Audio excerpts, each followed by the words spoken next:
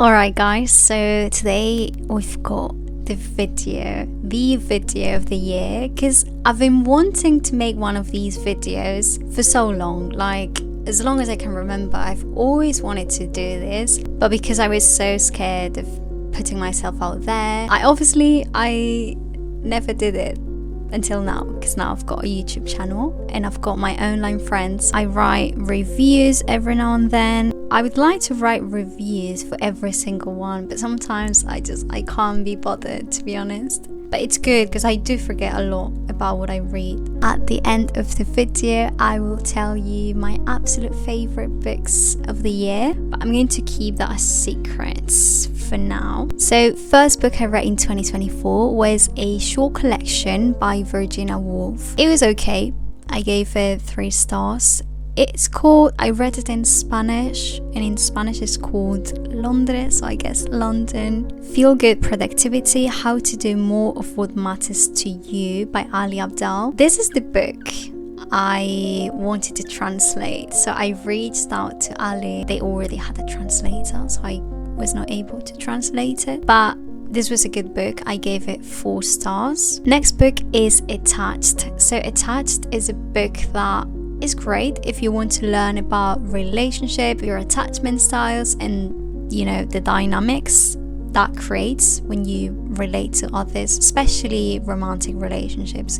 So this was a really good read for me. I gave it 5 stars. Next one is Todo, saldrá a veces, and I gave this one 5 stars as well. It was a book with a lot of illustrations, and it talks a lot about mental health. I don't know if the author had suffered from depression or anxiety. I don't remember. Todas esas cosas que te diré mañana by Elísabet Benavent. I have to say that the timing was not great because I was, going through a breakup. And I think when you're going through a breakup, reading romance is not great.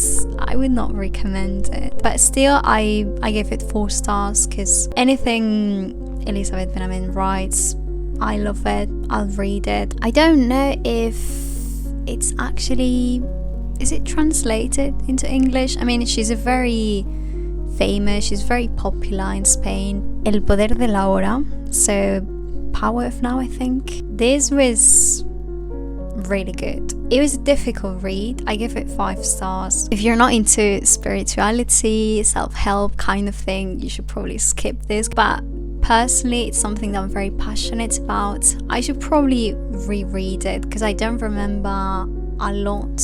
El estado de la unión, un matrimonio en 10 partes by Nick Hornby.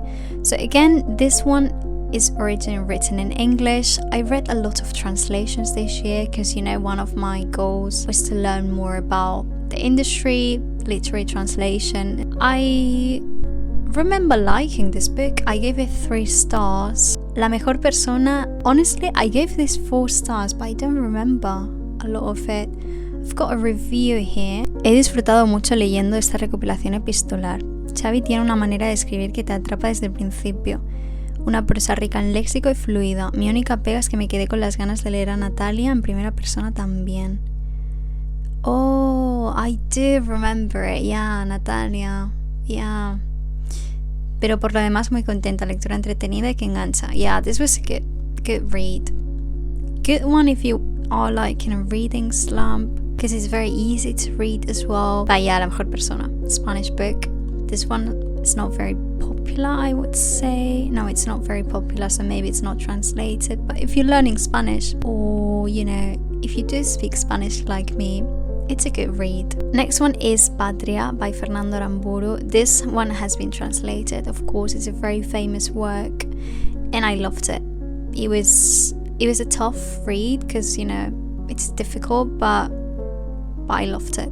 5 stars. Las vidas que te prometí by Susana Rizo. Oh, this one, I made some videos about this book, and the author actually reached out to me and asked me if I could send the videos. Like, she emailed me. It was a couple of reels that I made reading the book because I really liked it. I gave it 5 stars. Next one is the Érase book. So I read this book about Taylor Swift. It was good. It was very good. I gave it 5 stars. It just, is about all of her music, the songs. The next one we've got Las Olas by Virginia Woolf again. So the waves, yeah. And I was actually quite disappointed because, the writing is beautiful. And normally I'm very into that. Like, I love a poetry style, even if it's a novel.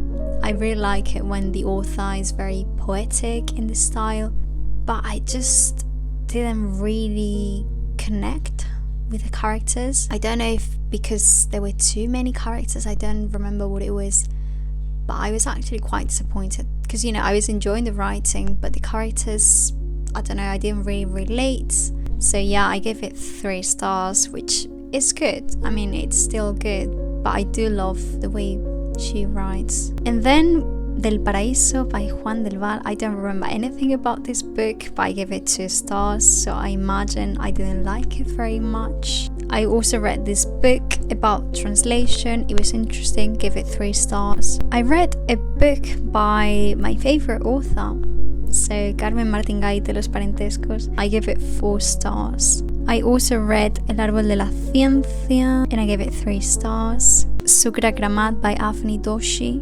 I don't know if that's the way you pronounce it. I think this book was originally written in English. I give it 4 stars. This was a good one. Mis días en la librería Morisaki by Satoshi Yagisawa.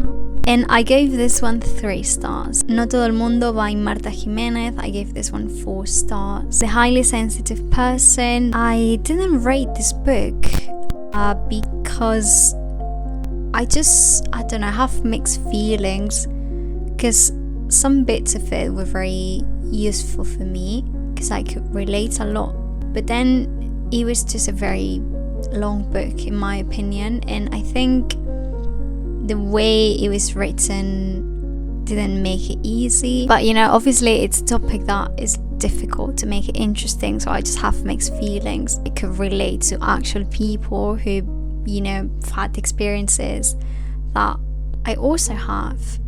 In that sense it was very useful, but at the same time it's just a book that I don't know, I was not very engaged in the reading process. So the reading list: The Power of Now and Attached.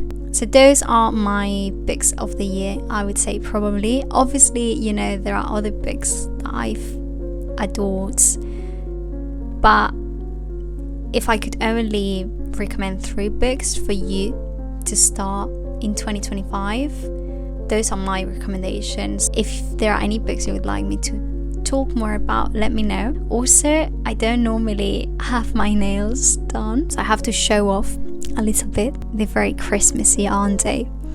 But anyways, I hope you enjoyed this video and I'll see you in the next one.